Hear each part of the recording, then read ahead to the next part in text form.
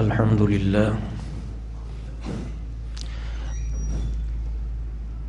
الحمد للہ رب العالمین والعاقبۃ للمتقین والصلاة والسلام علی رسولہ الکریم اما بعد فاعوذ باللہ من الشیطان الرجیم بسم اللہ الرحمن الرحیم فَإِذَا قَرَأْتَ الْقُرْآنَ فَاسْتَعِذْ بِاللَّهِ مِنَ الشَّيْطَانِ الرَّجِيمِ صدق اللہ العظیم۔ حضرات محترم، آج کے درس قرآن میں اور آج کی اس نشست میں تعوذ اور استعاذہ، اس کا معنی اور مفہوم ذکر کیا جائے گا کہ یہ تعوذ اور استعاذہ کا مطلب، اس کا مفہوم کیا ہے۔ تعوذ اور استعاذہ کا صحیح مفہوم سمجھنے کے لیے اعوذ باللہ من الشیطان الرجیم، اس کے اندر جو 3 الفاظ ہیں ان کے معنوں پر غور کرنے کی ضرورت ہے۔ اعوذ، اس لفظ کا معنی کیا ہے یہ سمجھنا ضروری ہے، اور پھر اس کے بعد الشیطان، اس کا معنی کیا ہے، اور تیسرے نمبر پہ الرجیم، اس کا معنی کیا ہے۔ یہ 3 الفاظ کے معانی کو سمجھنے کے لیے پہلے ان کے لغوی معنی وہ بتائے جائیں گے، اور پھر اس کے بعد یہ پورے استعاذہ اور اس کی اطلاقات، اس کا اندازہ ہوگا، پتہ چلے گا۔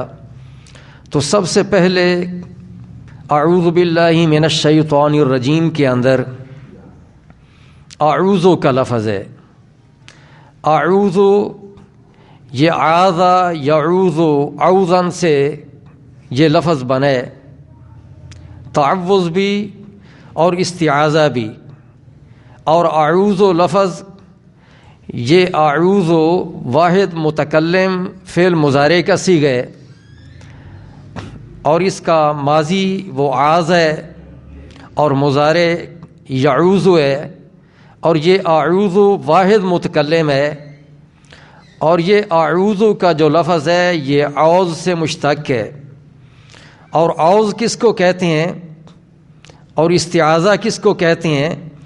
اعوذ کا معنی یہ ہے کسی سے التجا کرنا، کسی سے التجا کرنا، یہ اعوذ کا معنی ہے۔ تو اس اعتبار سے اعوذ کا معنی یہ بنتا ہے کہ میں التجا کرتا ہوں باللہ، یہاں اللہ رب العزت کا ذکر ہے کہ اللہ رب العزت سے میں التجا کرتا ہوں۔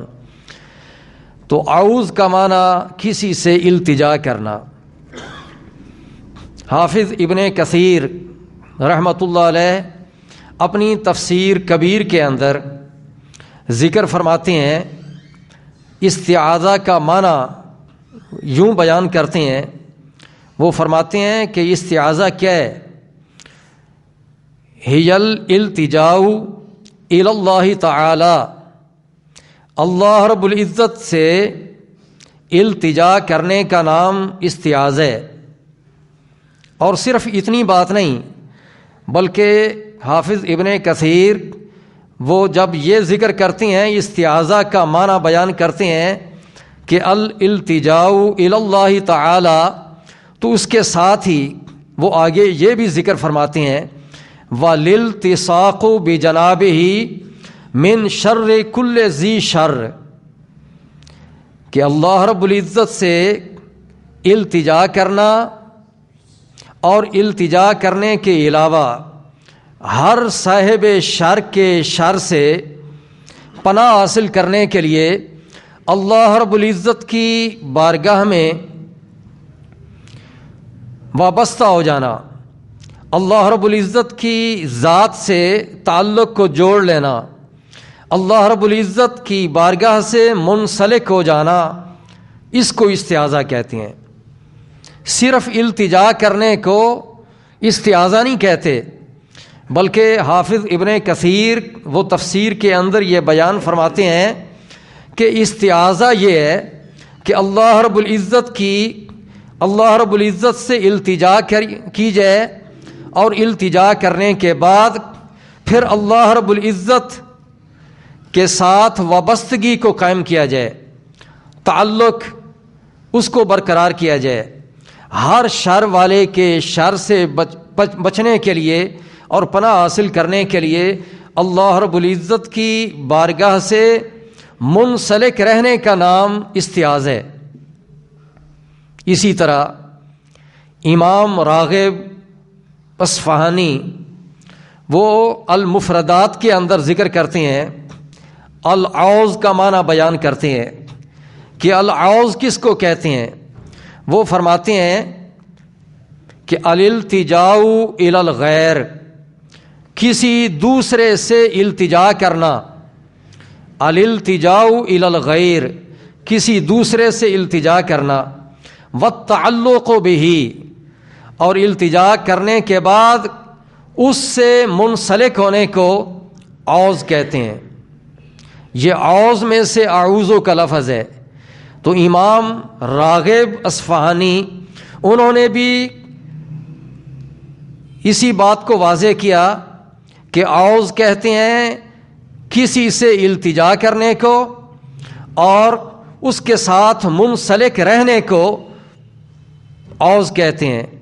اور حافظ ابن کثیر انہوں نے بھی اسی انداز میں بات کی کہ صرف التجا کرنے کو عوذ اور استعاذہ نہیں کہا جاتا، بلکہ التجا کرنے کے بعد پھر اللہ رب العزت کی بارگاہ سے چمٹے رہنے اور اس کی بارگاہ سے وابستہ رہنے اور اس کے ساتھ منسلک رہنے کا نام عوذ ہے اور استعاذہ ہے۔ تو اختصاراً بات یوں کر لی جائے کہ استعاذہ جو ہے اپنے معنی اور مفہوم کے اعتبار سے دو چیزوں پر مشتمل ہے۔ اس میں دو چیزیں پائی جاتی ہیں۔ پہلی چیز اللہ رب العزت سے التجا کرنا اور استدعا کرنا، کچھ طلب کرنا، اللہ رب العزت سے التجا کرنا، ایک تو یہ بات۔ اور دوسری چیز استعاذہ کے اندر یہ ہے کہ بندہ اللہ رب العزت کے دامن رحمت سے تعلق کو جوڑ لے اور وابستگی کو قائم رکھے، تو یہ وابستہ بھی رہے۔ ایک دفعہ پناہ مانگ لینا، التجا کر لینا کہ مولا پناہ دے دے، اور پھر اس کے بعد تعلق نہ رکھنا، اللہ رب العزت کی بارگاہ سے منسلک نہ رہنا، اس کو استعاذہ نہیں کہتے۔ دو چیزیں اس میں آئیں استعاذہ کے اندر، اللہ رب العزت سے التجا بھی کی جائے اور التجا کرنے کے بعد اللہ رب العزت کی ذات کے ساتھ تعلق رکھا جائے اور اس کی ذات کے ساتھ وابستگی کو قائم کیا جائے، تو اس کو کہتے ہیں استعاذہ۔ التجا کے بعد تعلق اور وابستگی کا قائم رہنا، یہ تکمیل آرزو کی امید کی دلیل ہے۔ یہ اس بات کی دلیل ہے کہ اللہ رب العزت میری آرزو کو پورا کرے گا۔ اگر ایک دفعہ التجا کر لی جائے اور اس کے بعد وابستگی قائم نہ کی جائے، اللہ رب العزت کی ذات کے ساتھ تعلق وہ برقرار نہ رکھا جائے، تو اس کا مطلب تو یہ بنتا ہے کہ جو چیز میں نے مانگی، التجا کی ہے، وہ میری آرزو پوری نہیں ہونی۔ یہ تو نا امیدی کی بات ہوگی۔ تکمیل آرزو کہ میں نے جو آرزو کی ہے، اللہ رب العزت کی بارگاہ میں التجا کی ہے، یہ میری آرزو مکمل ہوگی، مجھے اس سے امید ہے اور پورا وثوق ہے، مجھے یقین ہے کہ میں نے جو التجا کی ہے اللہ رب العزت میری اس آرزو کو مکمل کرے گا۔ یہ امید کی یہ دلیل ہے کہ اس کے بعد التجا کے بعد بندہ اللہ رب العزت کے ساتھ وابستگی بھی رکھے اور اس کے ساتھ اپنا تعلق جوڑے رکھے۔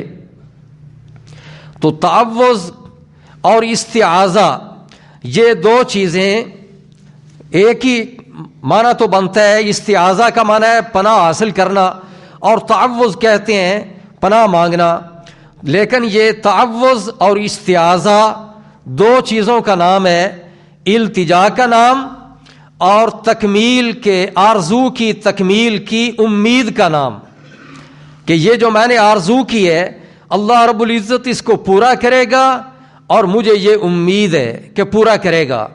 میں نے جو التجا کی ہے کہ مجھے پناہ دے دے، اللہ رب العزت ضرور مجھے پناہ دے گا۔ اس انداز میں جب اللہ رب العزت کی بارگاہ میں التجا کی جائے تو اللہ رب العزت ضرور اس بندے کی التجا کو وہ پورا کرتا ہے، اور اللہ رب العزت بندے کی آرزو کو مکمل کر دیتے ہیں۔ تو تعوذ اللہ رب العزت کی ذات سے پناہ مانگنے کو کہتے ہیں، اور پناہ مل جانے کی کامل امید رکھنے کو تعوذ کہتے ہیں، پناہ کہتے ہیں۔ یہ تو اعوذ کا معنی میں نے مفہوم بیان کر دیا۔ اب اس کے بعد لفظ آتا ہے الشیطان کا، کہ شیطان رجیم سے میں پناہ مانگتا ہوں، اللہ رب العزت کی میں پناہ مانگتا ہوں شیطان رجیم سے۔ اب دیکھنا یہ ہے کہ شیطان کا معنی کیا ہے، شیطان کس کو کہتے ہیں؟ تو شیطان، اس کے بارے میں دو قول ہیں۔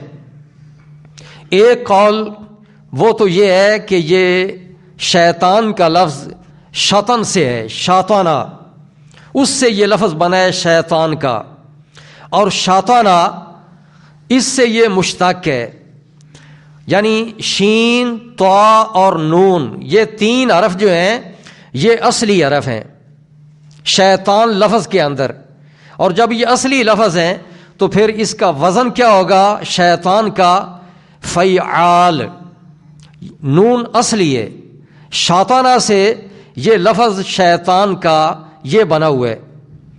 اور اب آگے شاطن کا معنی کیا ہے؟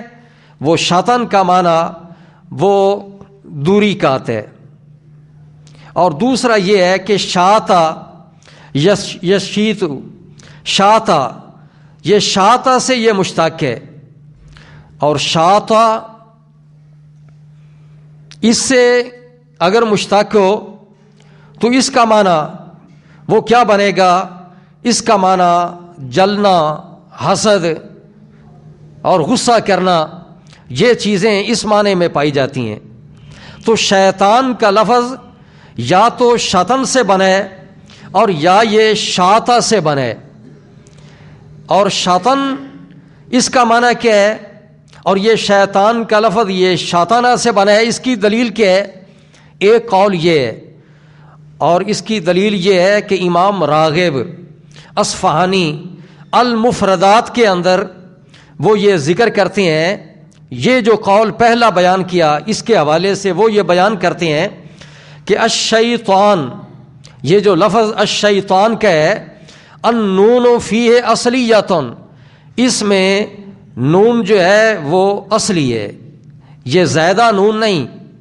بعض حروف ایسے ہوتے ہیں کہ اس میں آخر میں الف نون وہ زائدہ تان ہوتے ہیں، لیکن امام راغب جو ایک قول بیان کرتے ہیں، ایک معنی بیان کر رہے ہیں، وہ یہ فرما رہے ہیں المفردات کے اندر کہ الشیطان، یہ جو شیطان کا لفظ ہے، النون فیہ اصلیتن، اس میں نون اصلی ہے، اور یہ لفظ شیطان کا من شاطانہ، یہ شاطانہ سے مشتق ہے۔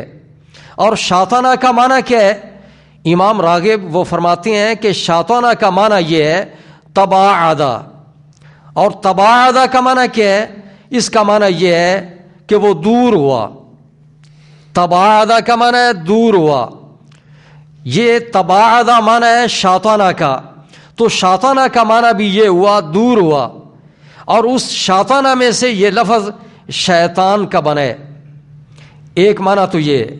علامہ حافظ ابن کثیر وہ اپنی تفسیر ابن کثیر کے اندر لکھتے ہیں کہ صحیح یہی معنی ہے کہ شیطان کا لفظ یہ شاطانہ سے ہے، وہ اس کو صحیح قرار دیتے ہیں اس قول کو، اور وہ فرماتے ہیں کہ شیطان یہ بود کا معنی رکھتا ہے، اس کے اندر دوری کا معنی پایا جاتا ہے شیطان کے اندر، اور کلام عرب کی بھی اس پر دلالت ہے۔ عرب لوگ جو اپنی گفتگو کرتے ہیں تو اس میں بھی یہ لفظ، یہ شاطانہ کا معنی، دوری کا معنی وہ یہ ذکر کرتے ہیں۔ ایک قول تو ہے یہ، اور دوسرا قول وہ یہ ہے کہ یہ شیطان کا لفظ شاطا سے ہے۔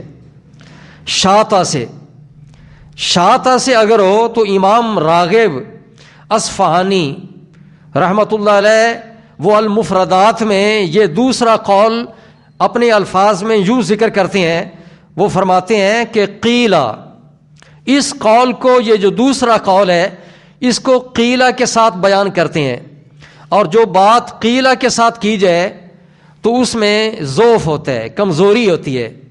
یعنی ایک قول یہ بھی ہے لیکن یہ اتنا قوی نہیں، زیادہ مضبوط قول نہیں، لیکن کہنے والوں نے یہ بھی اپنا قول بیان کیے تو اس کو بھی بیان کر دیا۔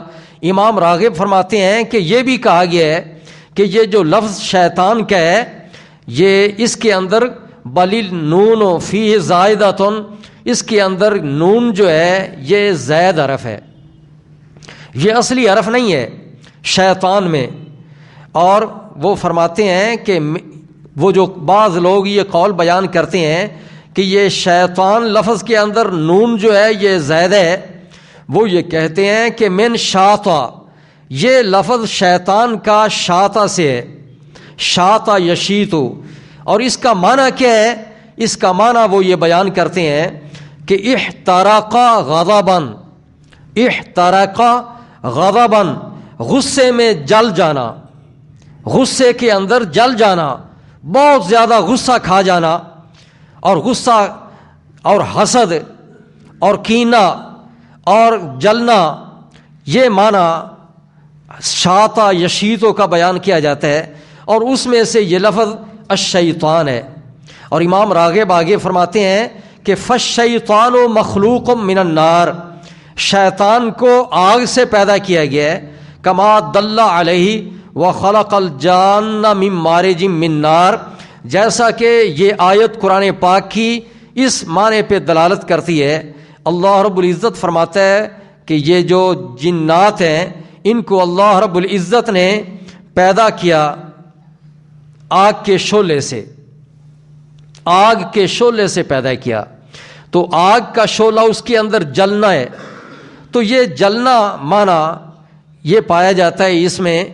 تو یہ دو قول بیان کیے گئے ہیں لفظ شیطان کے بارے، یا تو یہ شیطان کا لفظ یہ شطن سے ہے اور اس میں معنی دوری کا ہے، اور یا یہ لفظ شیطان کا یہ شاطا یشیتو سے ہے، اس کا معنی حسد کا، جلنے کا وہ آتا ہے۔ اس معنی کے لحاظ سے یہ جو دوسرا قول بیان کیا گیا ہے، شیطان جو ہے وہ حسد، بغض اور اناد سے عبارت ہے۔ کہ شیطان کس کو کہتے ہیں؟ شیطان وہ ہے جو حسد بھی کرتا ہے، بغض بھی کرتا ہے، عداوت بھی کرتا ہے۔ اب یہ جو پہلا مادہ اشتقاق ہے، شیطان لفظ اگر کہا جائے کہ یہ شطن سے ہے مشتق، تو پھر اللہ رب العزت کی رحمت سے اور نیکی سے چونکہ شیطان دور ہے، شیطان چونکہ جس کو شیطان کہا جاتا ہے، شیطان وہ اللہ رب العزت کی رحمت سے بھی دور ہے، اور اللہ رب العزت کی رحمت سے دور ہونے کے ساتھ ساتھ وہ نیکی کے کاموں سے بھی دور ہے کہ وہ نیکی کے کام نہیں کرتا، تو یہ دوری کا معنی اس میں پایا جاتا ہے۔ اور اگر یہ دوسرا مادہ اشتقاق ہو تو پھر شیطان کو شیطان کیوں کہا جاتا ہے؟ وہ اس لیے کہ شیطان جو ہے اس کے اندر غصہ بھی ہے، حسد بھی ہے، بغض اور اناد بھی ہے، تکبر بھی ہے۔ وہ مشہور ہے یہ شعر فارسی زبان کے اندر ہے، تکبر عزازیل را خار کرد، کہ تکبر نے یہ عزازیل کو، ابلیس کو، شیطان کو ذلیل و رسوا کر دیا، بزندان لعنت گرفتار کرد، اور لعنت کا طوق اس کے گلے میں ڈال دیا گیا۔ تو یہ جو شیطان ہے اس میں غصہ اور حسد یہ بھی پایا جاتا ہے۔ تو یہ دو معنی شیطان کے، یعنی اگر شیطان کو شطن سے وہ بنایا گیا ہے تو پھر معنی دوری کا ہے کہ اللہ کی رحمت سے دور، نیکی سے دور۔ اور اگر یہ شیطان کا لفظ شاطا یشیتو سے ہے تو اس کا معنی وہ جلنے کا ہے، حسد کا ہے، غصے کا ہے، تو پھر معنی یہ بنے گا شیطان کا کہ جو حسد والا ہے، جو غصے والا ہے، جو جلنے والا ہے، تو یہ معنی اس میں پایا جاتا ہے۔ اور تیسرا لفظ اعوذ باللہ من الشیطان الرجیم کے اندر وہ ہے الرجیم۔ الرجیم کا معنی کیا ہے، اس پہ بھی غور کرنے کی ضرورت ہے۔ الرجیم اس کا مادہ رجم ہے، اس کے اصلی لفظ جو ہیں، حرف جو ہیں وہ را، جیم اور میم، یہ تین حرف اصلی ہیں۔ رجم میں سے یہ الرجیم یہ لفظ بنے۔ اور الرجام جو ہے پتھر کو کہا جاتا ہے، رجام پتھر کو، اسی بنا پر یہ رجم کس کو کہتے ہیں؟ الرجم الرمی بالرجام، پتھر سے مارنے کو رجم کہا جاتا ہے۔ پتھر سے مارنا اس کو رجم کہتے ہیں، کسی کو پتھر مارنا یہ ہے رجم۔ آپ سب جانتے ہیں کہ جمرات وہ شیطانوں کو کنکریاں ماری جاتی ہیں تو رجم کیا جاتا ہے، یہ پتھر مارنا یہ کہتے ہیں رجم۔ اور یہ رجم اس کا مادہ ہے رجیم کا۔ تو اب جس پر پتھراؤ کیا گیا ہو اس کو کہتے ہیں مرجوم، جس کو پتھر مارا گیا ہو اس کو کہتے ہیں مرجوم۔ مرجوم کا معنی یہ ہے کہ جس کو پتھر مارا گیا، جس پر پتھراؤ کیا گیا وہ مرجوم ہے۔ اللہ رب العزت قرآن مجید میں سورہ شعراء کے اندر یہ ارشاد فرماتے ہیں حضرت نوح علیہ السلام کی قوم کے بارے میں کہ حضرت نوح علیہ السلام نے اپنی قوم کو واعظ کیا، تبلیغ کی، تو آپ کی قوم وہ ایمان نہ لائی، انکار کیا، اور حضرت نوح علیہ السلام کو کئی طرح کی باتیں کیں۔ ایک بات انہوں نے یہ بھی کی، اللہ رب العزت فرماتا ہے قالوا لئن لم تنتہی یا نوح لتکونن من المرجومین۔ نوح علیہ السلام کی قوم نے کہا نوح علیہ السلام کو کہ اگر تو نہ رکا، نہ باز آیا، یہ جو تبلیغ کر رہا ہے، واعظ کرتا ہے ہمیں، اگر اس سے تو نہ رکا اے نوح تو لتکونن من المرجومین، ضرور تو ان میں سے ہو جائے گا کہ جن پر پتھر پھینکے گئے۔ تو مرجومین کا معنی کیا ہوا کہ جن پر پتھر پھینکے گئے۔ مرجوم معنی اس کا کیا بنا کہ جس پر پتھراؤ کیا گیا، تو مرجوم کا معنی یہ بنتا ہے جس پر پتھراؤ کیا گیا۔ اسی طرح اللہ رب العزت سورہ ملک میں 29ویں پارہ کے اندر یوں ارشاد فرماتا ہے وَلَقَدْ زَيَّنَّا السَّمَاءَ الدُّنْيَا بِمَصَابِيحَ وَجَعَلْنَاهَا رُجُومًا لِلشَّيَاطِينِ۔ اللہ رب العزت فرماتا ہے یہ آسمان دنیا جو ہے، قریب والا آسمان، اس کو ہم نے ستاروں سے آراستہ کر دیا ہے، زینت بخشی ہے یہ آسمان دنیا کو۔ وَجَعَلْنَاهَا رُجُومًا لِلشَّيَاطِينِ، اور اللہ رب العزت فرماتا ہے کہ اللہ رب العزت نے شیطانوں کے مارنے کا ان کو ذریعہ بنا دیا ہے، شیطانوں کو مارنے کا یہ ستاروں کو ذریعہ بنا دیا ہے۔ یہ روشن شعلے یہ شیطان کو لگتے ہیں۔ وَجَعَلْنَاهَا رُجُومًا لِلشَّيَاطِينِ، یہاں بھی رجوم کا لفظ ہے کہ شیطانوں کو مارا جاتا ہے، ان پر یہ پھینکے جاتے ہیں شعلے۔ تو مرجوم کا معنی یہ ہوا جس پر پتھر پھینکا گیا۔ اب دیکھنا یہ ہے کہ الرجیم کا معنی کیا ہے۔ الرجیم یہ اصل میں فعیل کے وزن پر یہ مفعول ہے، اور یہ مرجوم کے معنی میں ہے۔ اور مرجوم کا معنی کیا ہے؟ مطرود عن الخیر، کہ خیر سے اور نیکی سے جس کو بھگایا گیا ہو، نیکی سے اور خیر سے جس کو محروم کر دیا گیا ہو اس کو کہتے ہیں مطرود عن الخیر۔ مرجوم کا معنی یہ بنتا ہے مطرود عن الخیر کہ نیکی اور خیر سے جو محروم کر دیا گیا، نیکی اور خیر سے جس کو بھگا دیا گیا، یہ معنی بنتا ہے مرجوم کا۔ اور مرجوم یہ معنی ہے رجیم کا، کیونکہ رجیم فعیل کے وزن پر ہے اور یہ مفعول کے معنی میں ہے مرجوم۔ اب یہ مرجوم کا معنی ایک تو یہ بن گیا رجیم کا معنی مرجوم، فعیل کے وزن پر مفعول ہے، اور اس کا معنی یہ ہے مطرود عن الخیر۔ دوسرا معنی الرجیم کا ایک قول یہ ہے کہ یہ فاعل کے طور پہ ہے، راجم کے معنی میں ہے، مرجوم کے معنی میں نہیں، بلکہ رجیم کا معنی ہے راجم، اور راجم کا معنی وہ کس اعتبار سے درست ہوگا شیطان کے لیے؟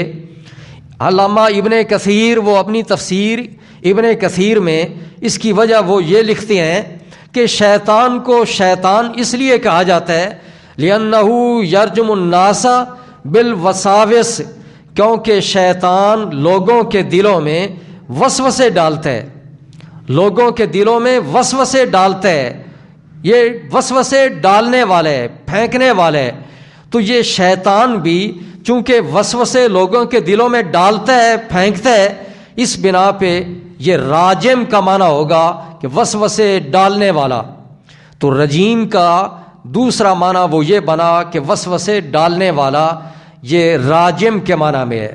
اللہ رب العزت قرآن مجید میں آخری سورت کے اندر یہ بھی فرماتا ہے الذی یوسوس فی صدور الناس من الجنۃ والناس، کہ وہ جو وسوسے ڈالتا ہے لوگوں کے سینوں میں، تو شیطان وسوسے ڈالنے والا ہے۔ اب یہ تینوں لفظوں کے الگ الگ معنی وہ میں نے ذکر کر دیے کہ اعوذ، اس کا معنی بھی بتا دیا کہ یہ عوض سے ہے، اور عوض کس کو کہتے ہیں؟ التجا کرنے کو، اور صرف التجا کرنے کو نہیں بلکہ التجا کرنے کے بعد اللہ رب العزت کی بارگاہ سے منسلک رہنے کو کہتے ہیں، اللہ رب العزت کے ساتھ وہ تعلق جوڑے رکھنے کو کہتے ہیں۔ ایک دفعہ التجا کی تو التجا کرنے کے بعد پھر امید آرزو کے پورا کرنے کی امید بھی رکھنے کو یہ عوض کہتے ہیں، اعوذ کہتے ہیں۔ اور شیطان کے معنی بھی میں نے وہ دو قول ذکر کر دیے کہ شیطان کا لفظ یا شطن سے ہے یا شاطا سے ہے، یا اس میں دوری کا معنی ہے کہ اللہ کی رحمت سے یہ دور شیطان کا معنی، اور یا معنی اس کا وہ یہ ہے کہ یہ حسد والا ہے، عداوت والا ہے، بغض والا ہے، جلنے والا ہے۔ اور تیسرا لفظ جو تھا وہ ہے الرجیم، اس کے بارے بھی میں نے ذکر کر دیا، یہ رجیم یا مرجوم کے معنی میں ہے یا راجم کے معنی میں ہے۔ مرجوم کے معنی میں ہو تو معنی یہ بنے گا کہ مطرود عن الخیر، کہ خیر سے جس کو بھگا دیا گیا، نیکی سے جس کو محروم رکھا گیا۔ اور اگر یہ راجم کے معنی میں ہو رجیم، تو پھر اس کا معنی یہ بنتا ہے کہ جو لوگوں کے سینوں میں وسوسے ڈالنے والے، وسوسے ڈالنے والا، اس کو رجیم کہتے ہیں۔ اب یہ الشیطان الرجیم قرآن مجید میں یہاں پہ یہ تو نہیں فرمایا اللہ رب العزت نے کہ یوں پناہ مانگو اعوذ باللہ من ابلیس، بلکہ فرمایا کہ یوں کہا کرو اعوذ باللہ من الشیطان الرجیم۔ اب یہ شیطان اور الرجیم، اس سے مراد کون ہے؟ الشیطان الرجیم، یہ دو لفظ بیان ہوئے ہیں، تو ان دو لفظوں سے مراد کون ہے؟ یہ الشیطان اور الرجیم کا اطلاق کس پر ہوتا ہے؟ یہ کس پر لفظ بولا جاتا ہے، شیطان کا اور الرجیم کا؟ تو اس بارے میں پہلی بات یہ ہے، یہ مختلف اطلاقات ہیں۔ سب سے پہلا تو اطلاق وہ یہ ہے کہ الشیطان اور الرجیم کا لفظ بولا جاتا ہے ابلیس پر، اور وہ ایک ہی ہے ابلیس، اس کے اوپر یہ لفظ بولا جاتا ہے۔ اس کو شیطان بھی کہتے ہیں، اس کو رجیم بھی کہتے ہیں. اور یہ جو اعوذ باللہ من الشیطان الرجیم پڑھا جاتا ہے اس میں اس ابلیس سے پناہ مانگی جاتی ہے. اللہ رب العزت کی پناہ حاصل کی جاتی ہے ابلیس سے. الشیطان اور الرجیم دونوں کا اطلاق یہ صرف ابلیس پر ہوتا ہے، وہ ایک ہی فرد ہے، اس کے اوپر اس کا اطلاق ہوتا ہے اور یہ پناہ اس سے مانگی جا رہی ہے. تو پہلا اطلاق الشیطان الرجیم، اس سے مراد کیا ہے؟ ایک تو یہ بیان کیا جاتا ہے تفاسیر کے اندر کہ اس سے مراد ابلیس ہے اور یہ فرد خاص ہے. اور پہلا اطلاق الشیطان الرجیم کا اور معروف اطلاق وہ ایک مخصوص فرد ہے، زیادہ نہیں ہے. ابلیس وہ ایک ہی ہے اور اس کا تعلق جنات کے گروہ سے ہے. یہ جن ہے اور جنات کے گروہ سے اس کا تعلق ہے ابلیس کا، اور اس کا نام وہ ابلیس ہے. اور ویسے ابلیس کا اصل نام وہ عزازیل تھا. تو ابلیس، اور اسی کو عرف عام میں شیطان بھی کہا جاتا ہے. عام عرف میں اسی کو شیطان کہتے ہیں، ابلیس کو ہی شیطان کہا جاتا ہے. اس کا ذکر قرآن مجید میں کئی مقامات پہ ہے کہ ابلیس کو کہا جاتا ہے شیطان، اور ابلیس رجیم بھی ہے. قرآن مجید میں یہ سورہ اعراف کے اندر اللہ رب العزت نے ذکر فرمایا. سورہ اعراف کے اندر اللہ رب العزت نے آیت نمبر 11 سے لے کر آیت نمبر 30 تک یہ ساری آیتوں کے اندر اللہ پاک نے حضرت آدم علیہ السلام کے حوالے سے اور ابلیس کے حوالے سے کئی باتوں کا ذکر کیا ہے. ان میں اللہ رب العزت نے ابلیس کے شیطان قرار پائے جانے کی وجہ اللہ رب العزت نے خود بیان فرمائی ہے کہ ابلیس جو ہے وہ شیطان ہے. اور ابلیس کو شیطان کیوں قرار دیا گیا وہ وجہ یہاں پہ بیان کی گئی ہے. اللہ رب العزت فرماتا ہے ابتدا میں کہ وَلَقَدْ خَلَقْنَاكُمْ ثُمَّ صَوَّرْنَاكُمْ ثُمَّ قُلْنَا لِلْمَلَائِكَةِ اسْجُدُوا لِآدَمَ فَسَجَدُوا إِلَّا ابلیس. ابلیس کا ذکر آ رہا ہے. پہلی آیت میں اللہ پاک نے یہ جو واقعہ بیان ہوا ہے، پہلی آیت میں یہ ذکر فرمایا کہ جب ہم نے حضرت آدم علیہ السلام کو پیدا کیا تھا تو ہم نے فرشتوں کو یہ حکم دیا تھا کہ میرے آدم کو تم سجدہ کرو. فسجدوا الا ابلیس، سارے فرشتوں نے سجدہ کیا تھا لیکن ابلیس جو تھا اس نے سجدہ نہیں کیا. ابلیس نے سجدہ نہیں کیا. لم یکم من الساجدین، وہ سجدہ کرنے والوں میں سے نہیں تھا. اللہ رب العزت نے پوچھا ما منعک اللہ تسجد اذ امرتک، کس چیز نے تجھے منع کیا اس بات سے کہ تو سجدہ کرتا جبکہ حکم میں نے دیا تھا. اللہ رب العزت نے یہ پوچھا جب میں نے یہ حکم دیا تھا تو نے سجدہ کیوں نہیں کیا؟ تو اس نے جواب میں کہا انا خیر منہ خلقتنی من نار وخلقتہ من طین. اس نے کہا کہ میں بہتر ہوں اس سے، آدم سے. مجھ کو تو نے پیدا کیا آگ سے اور اس کو تو نے مٹی سے پیدا کیا. اللہ رب العزت نے فرمایا فہبط منہا، کہ تو چل نیچے اتر جا. فما یکون لک ان تتکبر فیہا، تجھے یہ زیب نہیں دیتا کہ تو تکبر کرے یہاں پہ رہتے ہوئے اکڑے. فخرج، تو نکل جا. انک من الصاغرین، تو ذلیلوں میں سے ہے. اللہ رب العزت نے اپنی رحمت سے دور کر دیا اور اللہ رب العزت نے اس کو بھگا دیا، نکال دیا. اللہ رب العزت نے اپنی رحمت سے دور کر دیا. وہ جو معنی میں نے بیان کیے تھے شیطان کے اندر جو لفظ کے معنی بنتے ہیں، دوری کا معنی وہ اس میں پایا جاتا ہے ان آیات کے اندر کہ رب نے جب یہ فرمایا اتر جا، ذلیل و خوار ہو اور نکل جا تو میری رحمت سے، اللہ رب العزت نے اپنی رحمت سے دور کر دیا. تو پھر اس طرح اس کے بعد وہ اور بھی باتیں کئی کرنے لگا، کہنے لگا کہ اچھا پھر مجھے مہلت دے. اللہ رب العزت نے مہلت دے دی. اس نے یہ کہا کہ اچھا میں تیرے راستے پر بیٹھوں گا، سیدھے راستے پر، میں سب کو گمراہ کروں گا.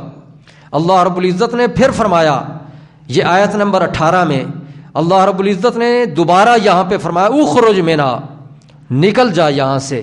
مذعوما مدحورا، ذلیل اور مردود ہو کر نکل جا۔ اللہ رب العزت نے شیطان کو یہاں جو ذکر فرمایا کہ نکال دیا اپنی بارگاہ سے اور بھگا دیا، تو یہ آیتیں کیا بتا رہی ہیں کہ ابلیس جو تھا وہ اللہ رب العزت کی بارگاہ سے مردود ہو چکا تھا، اللہ رب العزت نے اپنی رحمت سے اس کو دور کر دیا تھا۔ اسی طرح یہ سورہ حجر کے اندر اللہ رب العزت حضرت آدم علیہ السلام کی تخلیق کا ذکر یہاں بھی فرماتے ہیں، اور اللہ رب العزت نے فرمایا فَإِذَا سَوَّيْتُهُ کہ جب میں آدم کو بنا لوں، وَنَفَخْتُ فِيهِ مِن رُوحِي جب میں روح پھونک دوں، فَقَعُوا لَهُ سَاجِدِينَ سب نے سجدہ کرنا ہے، فَسَجَدَ الْمَلَائِكَةُ كُلُّهُمْ أَجْمَعُونَ سارے فرشتوں نے سجدہ کر لیا الا ابلیس، ابلیس نے سجدہ نہیں کیا۔ تو ابلیس یہ شیطان ہی ہے، ابلیس نے سجدہ نہیں کیا۔ ابا ان یکون مع الساجدین، اللہ رب العزت نے پوچھا کہ کیوں نہیں سجدہ کیا، اس نے اسی طرح جواب دیا، کہا کہ لم اکن لاسجد لبشر میں کسی بشر کو سجدہ کروں یہ ہو نہیں سکتا۔ خلقتہ من صلصال من حمأ مسنون کہ تو نے بشر کو تو مٹی سے بنایا ہے، میں اس کو سجدہ نہیں کرتا۔ اللہ رب العزت نے فرمایا فاخرج منہا تو نکل جا یہاں سے، فإنک رجیم، فإنک رجیم، یہ رجیم کا لفظ بھی ابلیس کے لیے بولا جا رہا ہے۔ تو اعوذ باللہ من الشیطان الرجیم کے اندر جو رجیم ہے اس سے مراد پہلا جو اطلاق ہے وہ جو میں نے ذکر کیا وہ یہ کہ ابلیس مراد ہے، کہ ان آیتوں میں اللہ پاک ابلیس کا نام لے کر ذکر فرما رہا ہے کہ ابلیس کے بارے اللہ پاک فرماتا ہے کہ اس وقت یہ فرمایا تھا فخرج منہا فإنک رجیم، تو یہاں سے نکل جا، تو رجیم ہے۔ وَإِنَّ عَلَيْكَ اللَّعْنَةَ إِلَى يَوْمِ الدِّينِ اور بے شک تیرے اوپر لعنت ہے قیامت کے دن تک۔ اور لعنت کس کو کہتے ہیں؟ رحمت سے دوری کو کہتے ہیں۔ تو گویا کہ ان دو آیتوں کے اندر رجیم کا ذکر بھی آ گیا اور لعنت کا بھی ذکر آ گیا۔ رجیم تو الشیطان الرجیم کے اندر رجیم کا لفظ صراحتاً موجود ہے، اور الشیطان اس کے اندر دوری کا معنی بھی ہے کہ شطن میں سے ہے، اور شاطانہ کا معنی تباعد ہے، دور ہوا۔ تو دوری کا معنی اس آیت کے اندر آ رہا ہے کہ اللہ پاک نے یہ فرمایا تھا ابلیس کو ان علیک اللعنۃ، اور لعنت کہتے ہیں رحمت سے دوری کو۔ تو رحمت سے دوری کا معنی، تو ان آیتوں سے یہ بات واضح ہوئی کہ ابلیس جو ہے وہ شیطان بھی ہے اور ابلیس جو ہے وہ رجیم بھی ہے۔ قرآن پاک کی ان آیتوں کے اندر یہ بات واضح ہو رہی ہے۔ اسی طرح اللہ رب العزت سورہ صاد میں فرماتا ہے 23ویں پارہ کے اندر ان علیک لعنتی کہ بے شک تیرے اوپر میری لعنت ہے۔ اللہ رب العزت نے فرمایا ان علیک لعنتی تیرے اوپر میری لعنت ہے۔ یہاں پر بھی فخرج منہا فإنک رجیم، رجیم بھی فرمایا، اور آگے اللہ رب العزت نے یہ بھی فرما دیا کہ وَإِنَّ عَلَيْكَ لَعْنَتِي إِلَىٰ يَوْمِ الدِّينِ کہ تیرے اوپر قیامت کے دن تک میری لعنت ہے۔ یہاں بھی جو اللہ رب العزت نے سورہ صاد کے آخری رکوع میں یہ واقعہ بیان کیا ہے تو ابتدا میں وہ ذکر ہے فَسَجَدَ الْمَلَائِكَةُ كُلُّهُمْ أَجْمَعُونَ إِلَّا إِبْلِيسَ کہ سارے فرشتوں نے سجدہ کیا، ابلیس جو تھا اس نے سجدہ نہیں کیا، اس نے انکار کر دیا۔ تو اللہ رب العزت کی رحمت سے وہ دور ہے۔ شیطان، اللہ رب العزت کی رحمت سے شیطان دور ہے۔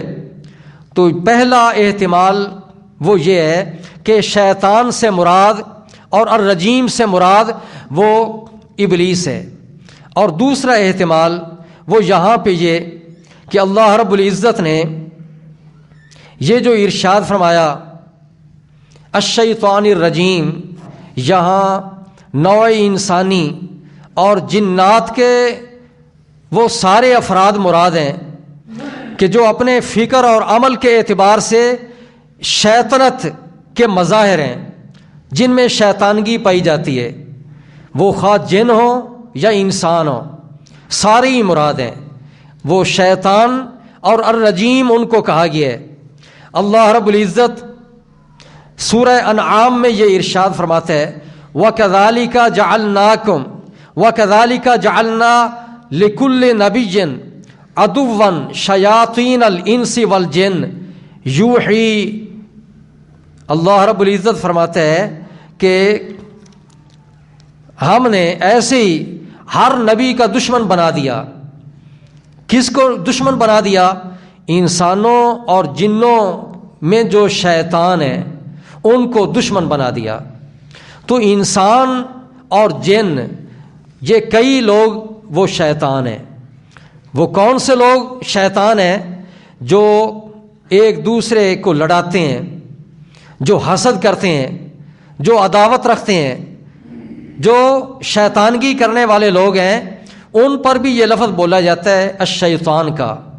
تو دوسرا اطلاق وہ یہ ہے کہ یہ شیطان سے مراد صرف وہ ایک خاص فرد ابلیس ہی نہیں، بلکہ انسانوں اور جنوں میں وہ سارے افراد مراد ہیں جو شیطانگی کرتے ہیں، جن میں حسد پایا جاتا ہے، عداوتیں پائی جاتی ہیں، جو بغض اور کینے رکھتے ہیں، جو لڑائی جھگڑے کرتے ہیں، فساد کرتے ہیں، وہ سارے ہی مراد ہیں.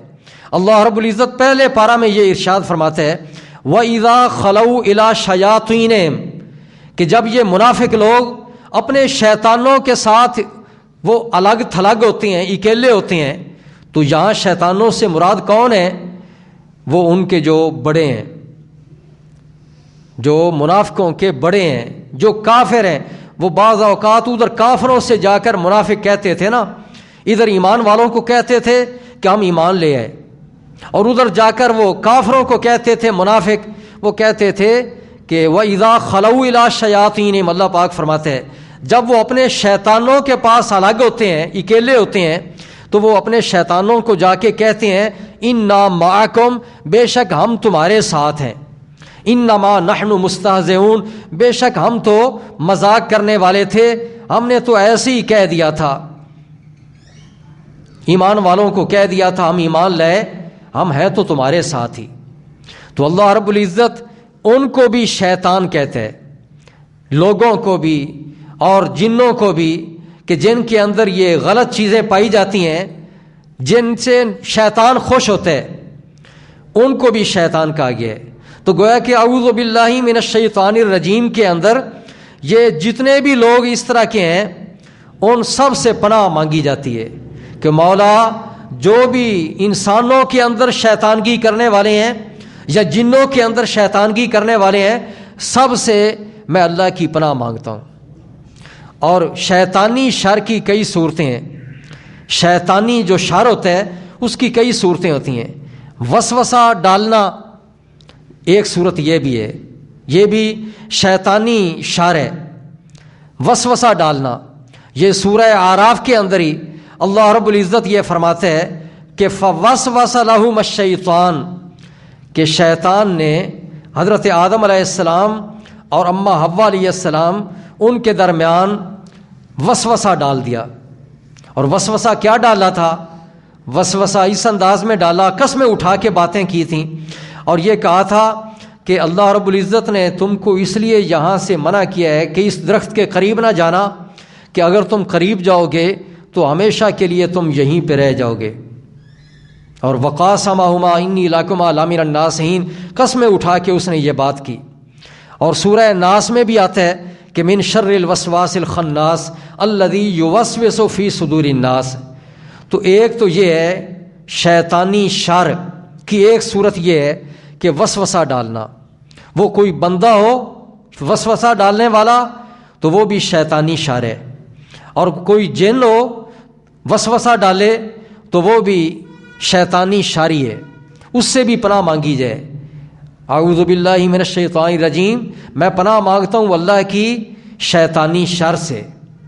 جہاں کوئی ایک ابلیس ہی مراد نہیں، یہ دوسرا احتمال ہے، بلکہ سارے انسان اور جن کہ وہ شیطان، وہ انسان اور جن کہ جو شیطانگی کرتے ہیں، وہ سارے شیطانگی کرنے والے، وہ حسد کرنے والے اور وہ سارے وسوسے ڈالنے والے انسان اور جن وہ شیطان ہیں، اور ان شیطانی شر سے پناہ مانگی جائے. اللہ رب العزت وہ سورہ ناس میں آخر میں یہ بھی فرما رہے ہیں نا، من شر الوسواس الخناس الذی یوسوس فی صدور الناس من الجنۃ والناس، یعنی وہ جن ہو یا انسان ہو جو وسوسے ڈالتے ہیں ان سے پناہ مانگی جائے۔ تو یہ وسوسہ ڈالنا یہ بھی شیطانی شر کی ایک صورت ہے۔ ایک صورت اور بھی ہے شیطانی شر کی، اور وہ ہے جادو ٹونا کرنا۔ یہ بھی شیطانی شر ہے۔ کوئی انسان ہو یا کوئی جن ہو جو یہ کام کرے گا وہ شیطانی کام کر رہے ہے، اس سے بھی پناہ مانگی جا رہی ہے اعوذ باللہ کے اندر، اس سے بھی پناہ حاصل کی جائے۔ اللہ رب العزت سورہ فلق میں فرما رہے ہیں نا، وَمِن شَرِّ النَّفَّاثَاتِ فِي الْعُقَدِ، کہ وہ جو گروہ کے اندر پھونکے مارنے والی ہیں ان کے شر سے میں پناہ مانگتا ہوں۔ من شر النفاثات فی العقد۔ ایسے ہی تیسری صورت وہ یہ ہے شیطانی شر کی، حسد۔ تو حسد کرنا یہ شیطانی شر ہے۔ انسان بھی حسد کرنے والے ہیں اور جن بھی ہیں کئی۔ اللہ رب العزت قرآن مجید میں یہ حسد کرنے والے کے شر سے پناہ مانگنے کا بھی ذکر اللہ رب العزت یوں فرماتا ہے، وَمِن شَرِّ حَاسِدٍ اِذَا حَسَدَ، کہ میں پناہ مانگتا ہوں حسد کرنے والے کے شر سے جب وہ حسد کرے۔ تو حسد کا شر جو ہے یہ دو صورتوں میں ہے، اس کی دو صورتیں ہیں۔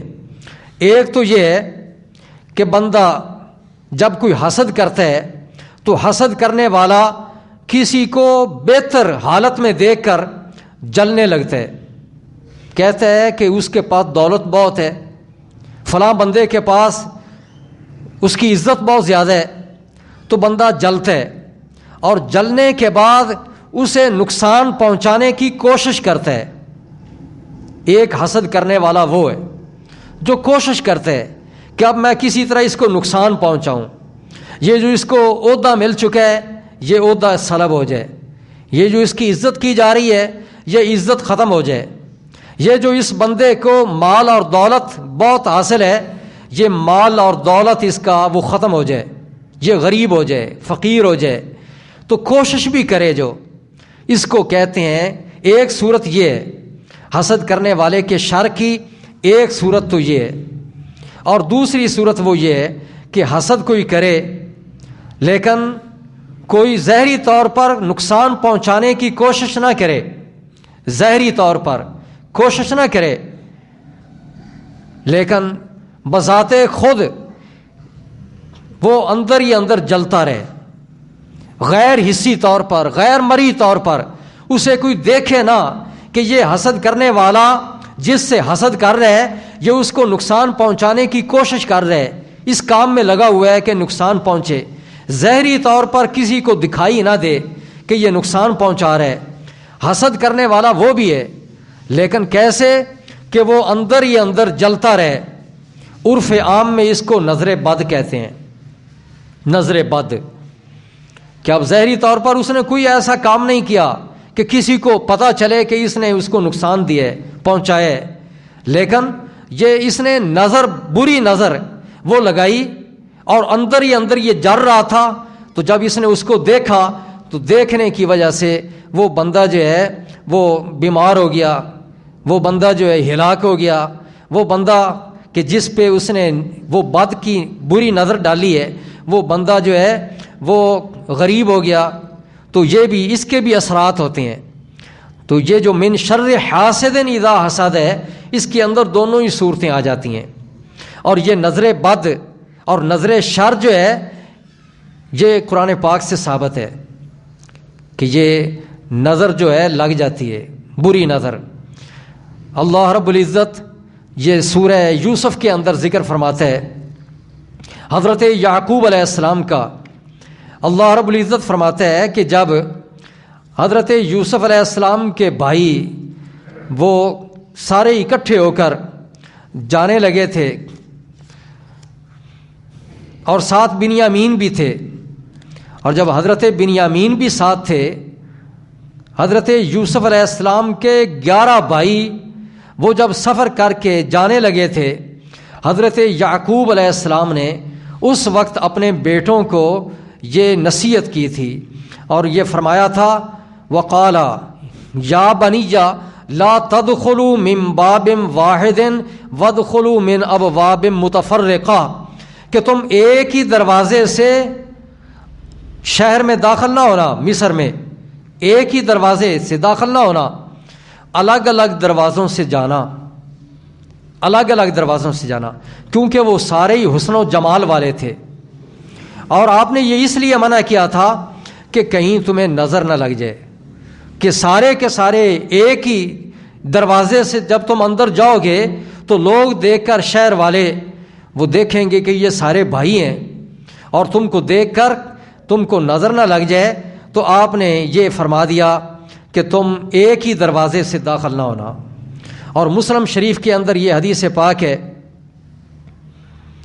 کہ نبی پاک صلی اللہ علیہ وسلم نے فرمایا العین حق، کہ یہ جو نظر لگ جانا ہے یہ برحق ہے، یعنی واقعی نظر جو ہے وہ لگ جاتی ہے۔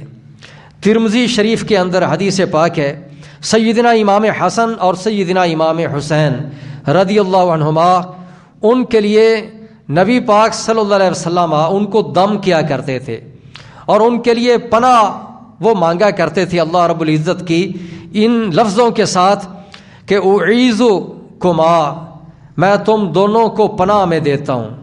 نبی پاک فرمایا کرتے تھے اعیذکما، میں تم دونوں کو پناہ میں دیتا ہوں بکلمات اللہ التامہ، اللہ رب العزت کے کامل مکمل کلمات کے ذریعے، من کل عین لامہ ومن کل شیطان وہامہ، ہر نظر سے جو لگ جانے والی ہے، نظر بد سے بھی اور شیطان کے شر سے بھی۔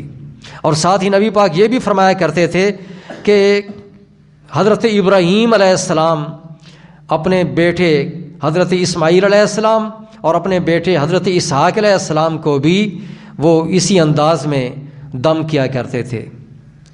حضرت مریم علیہ السلام، ان کی والدہ، انہوں نے منت مانی تھی کہ جب بیٹا ہوگا تو مولا میں اس کو وقف کر دوں گی۔ اب حضرت مریم علیہ السلام پیدا ہو گئیں، جب وہ پیدا ہوئیں تو انہوں نے، قرآن مجید کے اندر الفاظ یہ ہیں کہ اللہ رب العزت فرماتا ہے کہ حضرت مریم علیہ السلام کی والدہ نے یوں عرض کیا اور یہ کہا کہ وَإِنِّي سَمَّيْتُهَا مَرْيَمَ، بے شک میں نے اس کا نام مریم رکھ دیا، وَإِنِّي أُعِيذُهَا بِكَ وَذُرِّيَّتَهَا مِنَ الشَّيْطَانِ الرَّجِيمِ، اور بے شک میں اس اپنی بیٹی مریم کو اے پاک پروردگار تیری پناہ میں دیتی ہوں، تیری پناہ میں میں اپنی اس بیٹی کو دیتی ہوں، اور اس کو بھی اور اس کی اولاد کو بھی شیطان رجیم سے کہ تو حفاظت فرمانا۔ تو یہ حضرت مریم علیہ السلام، ان کو ان کی والدہ نے اللہ رب العزت کی پناہ میں دیا۔ اسی طرح تیسرا اطلاق الشیطان الرجیم، اس کا اطلاق وہ جن سے شیطنت پر ہے۔ یہ آخری احتمال ذکر کر رہا ہوں۔ پہلا احتمال شیطان رجیم سے مراد وہ یہ ہے کہ ابلیس وہ ایک ہی ہے، وہ مراد ہے اور اس سے پناہ حاصل کی جاتی ہے۔ دوسرا احتمال وہ یہ ذکر کیا کہ انسان اور جنوں اور انسانوں میں سے ایسے لوگ کہ جو شیطنت کا مظہر ہوتے ہیں، جو حسد کرتے ہیں، وسوسے ڈالتے ہیں، جو بغض اور کینے رکھتے ہیں، جو لڑائی جھگڑے کراتے ہیں، وہ ہر طرح کے لوگ اس طرح کے جو ہیں وہ مراد ہیں، ان سے پناہ حاصل کی جاتی ہے۔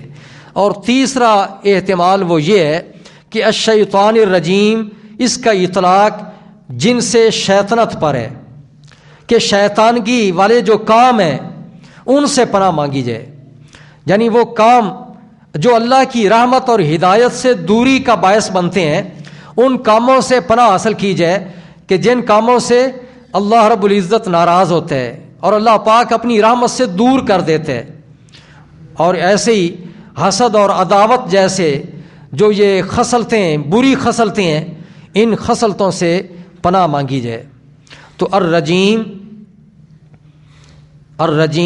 اور الشیطان سے مراد یہ ہوگا کہ اللہ رب العزت کی میں پناہ مانگتا ہوں۔